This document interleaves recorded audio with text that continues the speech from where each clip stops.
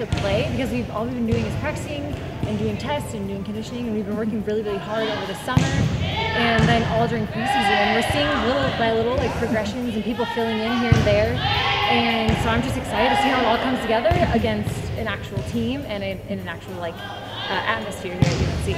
I love the alumni game. I get to see, you know, all of my old teammates come back, and it's more of just like a fun light game, but then it's also to kind of see where we have been since before preseason. It's also a good way to kind of get a nice flow with the teammates. So it's a good chance for the young like freshmen to kind of let out their first like jitters, because I know like when I played this game I was so nervous, and it wasn't even like a real game, but I was super scared. And I think it's gonna be a good game for them to just get out their jitters and realize, you know, the atmosphere in here and how the coaches are gonna act, how the players are gonna act, and I think it'll just be a really good experience for them.